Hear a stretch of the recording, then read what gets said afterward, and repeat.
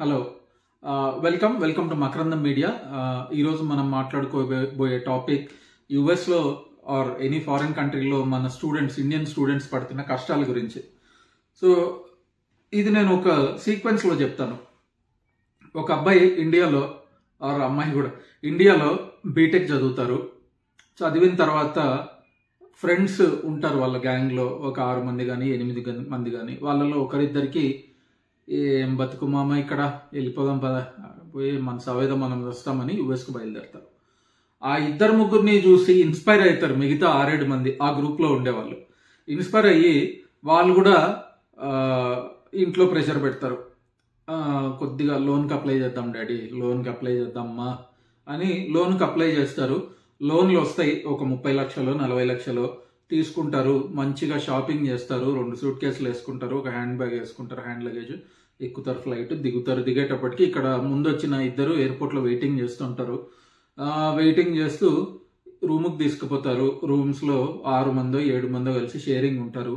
ఏ రోజు ఇంట్లో పని చేయని పిల్లలు వాళ్ళ పనులు వాళ్ళు చేసుకోవాల్సిన టైం ఆసన్నం అవుతుంది. బ్రేక్ఫాస్ట్ ఆకలి అయితే వాళ్ళే చేసుకోవాలి.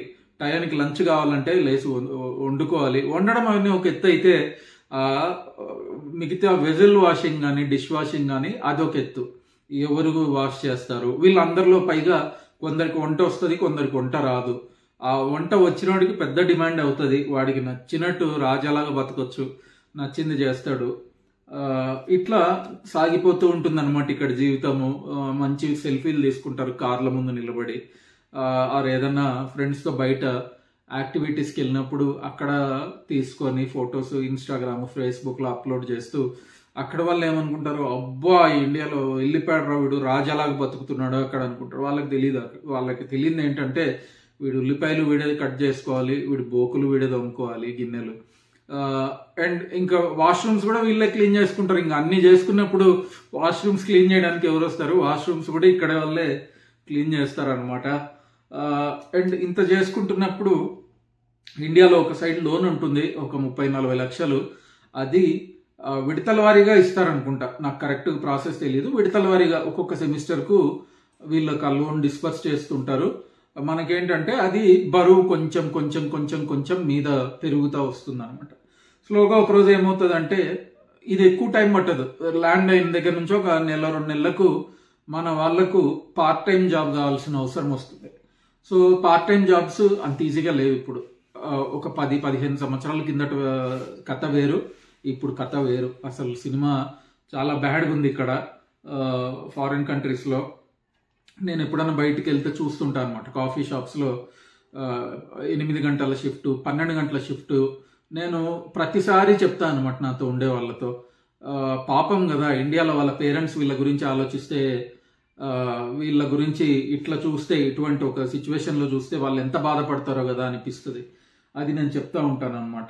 ఏమవుతుందంటే ఇక్కడ కాఫీ షాప్స్లో, రెస్టారెంట్స్లో, పెట్రోల్ బంకులలో చాలా కష్టపడాల్సి వస్తుంది. అంతా కష్టపడితే వాళ్ళకు బేసిక్ పే ఇస్తారు. అంటే గంటకి $10, $8, కంట్రీని బట్టి. యూఎస్లో 8, 9, కెనడాలో 10, 12 అంతా ఇచ్చిన తర్వాత కెనడా లాంటి ఒక కంట్రీలో వాళ్ళకి 70% of their income goes for housing. ఆ హౌసింగ్ అంటే మీరు మళ్ళీ ఏదో బంగ్లానో మ్యాన్షన్లో ఉంటారు అనుకున్నారు. ఒక బేస్మెంట్ ఉంటుంది. ఆ బేస్మెంట్ అంటే మీకు ఎలా చెప్పాలంటే, ఇండియాలో హైదరాబాద్లో కానీ మీరు చూస్తే అపార్ట్మెంట్ కింద వాచ్మెన్ ఉంటాడు కదా, సెల్లార్, మనం పార్కింగ్ అంటాం సెల్లార్లో. ఆ సెల్లార్లో రూమ్స్ అనమాట. ఆ రూమ్స్ ఎట్లుంటాయంటే చిమ్మ చీకటి. మామూలుగా కెనడా లాంటి కంట్రీలో 6 నెలలు అసలు మీకు సూర్యుడు ఉండడు. ఆ ఉండే 6 నెలలు కూడా వీళ్ళ కిటికీ ఉండదు, చిన్న ఒక వెంటిలేటర్ లాగా ఉంటుంది. ఆ బేస్మెంట్లో షేరింగ్ బేస్మెంట్స్ అని ఉంటారు. అంటే ఒక్క బేస్మెంట్లో ఒక 10 మంది 8 మంది అట్లా ఉంటారనమాట. కొన్ని దగ్గరలో అయితే బంక్ బెడ్స్ ఉంటాయి, పైన కింద పడుకుంటారు. అంత చాలా కష్టపడి ఇక్కడ వీళ్ళు బతుకుతుంటారు. అండ్ బ్యాక్ హోమ్ అంటే ఇండియాలో వాళ్ళ పేరెంట్స్ కొందరైతే ఇంకా మావాడు అయిపోయింది, మావాడికి 80K వస్తుంది, 100K వస్తుంది, 120K వస్తుంది. మీరు కేలో చూస్తారు. కే అంటే మీకు అక్కడ థౌజండ్స్ ఏమో, ఇక్కడ కే అంటే కష్టాలు. అంత కష్టాలు పడతారనమాట ఇక్కడ. ఆ కష్టాలు మీరు చూస్తే గానీ మీకు తెలీదు. అండ్ ఎవరు ఇక్కడి వాళ్ళు అక్కడికి వచ్చి చెప్పారనమాట, నేను ఇంత కష్టపడుతున్నా అక్కడ అనేది చెప్పరు. వాళ్ళు ఫీల్ అవుతారు. అండ్ వీళ్ళకి కొంచెము ప్రెస్టేజ్ ఇష్యూ కదా, ఎవరికన్నా నేను కష్టపడుతున్నా, నేను బాత్రూమ్లు కడుగుతున్నా, నేను కాఫీ కప్పులు ఎత్తుతున్నా అని చెప్పుకోలేరు కదా అక్కడ. అండ్ ఈ మధ్యకాలంలో ఏమైందంటే మనం ఎక్కడ చూసినా కూడా ఈ ఫారిన్ కంట్రీ వాల్మార్ట్ తీసుకోండి, కాస్ట్కో తీసుకోండి, ఇట్లాంటి అన్ని దగ్గరలో ఎక్కువగా మన ఇండియన్ పిల్లలే కనపడుతున్నారు. పెద్దవాళ్ళు కూడా కాదు, పిల్లలు. సో ఈ పిల్లలు ఏంటంటే ఎటువంటి కండిషన్స్ పెట్టరు. ఇక్కడ వాళ్ళు ఏంటంటే నా ఇష్టం వచ్చిన టైంకి వస్తా, తెల్లోళ్ళు నా ఇష్టం వచ్చిన టైంకి వస్తా, నా ఇష్టం వచ్చిన పని చేస్తా, నేను ఇది చేయలేను, యాజ్ పర్ రూల్ ఇది ఇంత బరువు నేను ఎత్తకూడదు అంటారు. అదే ఇండియన్ పిల్లలు అనుకోండి, నువ్వు చెప్పిన టైంకి నేను వస్తా, నువ్వు ఇచ్చినంత నేను తీసుకుంటా, నువ్వు ఏ పని చెప్తే అది చేస్తా అంటారు. సో అందుకని జనరల్గా ఇటువంటి టీడీఎస్ లేబర్ జాబ్స్కు మన ఇండియన్ పిల్లలను తీసుకుంటున్నారు. అండ్ ఇవన్నీ పార్ట్ టైం గురించి మాట్లాడుకున్నాము. ఇప్పుడు ఫుల్ టైం ఎంప్లాయ్మెంట్ గురించి కొద్దిగా చెప్తాను మీకు. ఇప్పుడు ఏమంటున్నానంటే అందరూ రిసిషన్ వస్తుంది, జనరల్గా జాబ్ మార్కెట్సే డౌన్ అయిపోయాయి. ఫస్ట్ థింగ్ ఏంటంటే మన కోవిడ్ టైంలో రిమోట్ వర్కింగ్ అనేది బాగా అలవాటు అయిపోయింది. ఎక్కువ మంది రిమోట్ వర్కింగ్ ప్రిఫర్ చేస్తున్నారు. అండ్ చాలా మంది మూన్ లైటింగ్ చేశారు. మూన్ లైటింగ్ అంటే ఒకరే 2 జాబ్స్ లేదా 3 జాబ్స్ చేయడం. ఆ మూన్ లైటింగ్ స్లోగా ఫేడ్ అవుట్ అవుతుంది. అండ్ కంపెనీస్ కూడా అందరినీ హైబ్రిడ్ పెడుతున్నాయి. అండ్ ఎప్పుడైతే కోవిడ్లో కొద్దిగా ఓవర్ హైరింగ్ జరిగిందో, అవసరం ఉన్నా లేకున్నా ప్రాజెక్ట్స్ వస్తున్నాయి కాబట్టి కంపెనీలు ఎక్స్పెండిచర్ అంతా మిగులుతుంది కాబట్టి ఎక్కువ మందిని హైర్ చేసుకున్నారు. వాళ్ళు స్లోగా ఇప్పుడు ఆ ఓవర్ హైర్ చేసిన నెంబర్స్ని కట్ షార్ట్ చేసేస్తున్నారు. అంటే లే ఆఫ్ చేస్తున్నారు, ఉద్యోగాల నుంచి తీసేస్తున్నారు. ఉద్యోగాలు తీసేసిన తర్వాత మళ్ళీ ఆ రేంజ్లో మీకు మార్కెట్ ఉందా, లైక్ వస్తాయా జాబ్స్ అంటే నమ్మకం లేదు. 2025లో రిసెషన్ చాలా బలంగా హిట్ అవుతుందని చెప్పి చెప్తున్నారు. ఇదే గిన జరిగితే ఇప్పుడుండే జాబులు ఉంటాయో లేదో కూడా తెలీదు. కొత్త జాబులు దైవదినం. So US or Canada or foreign countries, New Zealand కానీ, ఆస్ట్రేలియా కానీ, యూకే గురించి ఇంకా చెప్పాల్సిన అవసరం లేదు. చాలా దయనీయమైన పరిస్థితుల్లో ఉన్నారు ఇక్కడ మన పిల్లలు.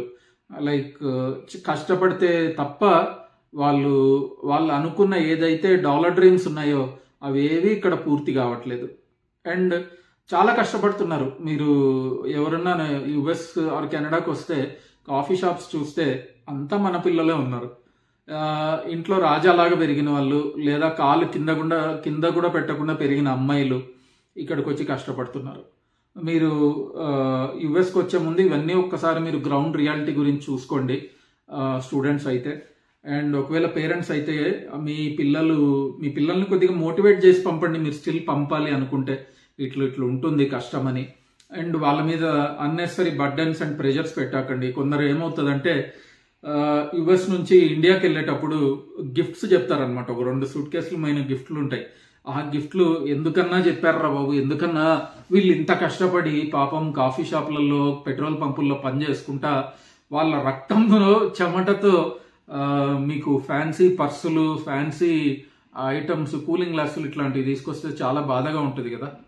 సో ఇది సీన్ మొత్తం అంత సాఫీగా అయితే లేదు. ఫారిన్ కంట్రీస్లో స్టూడెంట్ వీసాల మీద వచ్చే వాళ్ళకి జాబ్స్ చాలా కష్టంగా ఉన్నాయి. పార్ట్ టైం కానీ, ఫుల్ టైం కానీ. ఫుల్ టైం అసలు హైరింగ్ చాలా తగ్గిపోయింది. కొత్తగా జాబ్ తెచ్చుకోవాలంటే అది పెద్ద అచీవ్మెంట్ కింద లెక్క అన్నట్టుంది. So think before you come or plan before you arrive. Thank you for watching my video today. And మీకు ఈ వీడియో నచ్చినట్టయితే లైక్ చేయండి. నా ఛానల్లో ఇంకా వీడియోస్ ఉన్నాయి, అవి మీకు నచ్చినట్టయితే సబ్స్క్రైబ్ కూడా చేసుకోండి. నేను చాలా ఫ్రీక్వెంట్గా అప్లోడ్ చేస్తుంటాను వీడియోస్. సో మీరు నోటిఫికేషన్ ఆన్ చేసుకుంటే మీకు నోటిఫికేషన్స్ వస్తాయి డైరెక్ట్గా. You can watch those videos. Thank you so much for watching and have a great day. Bye.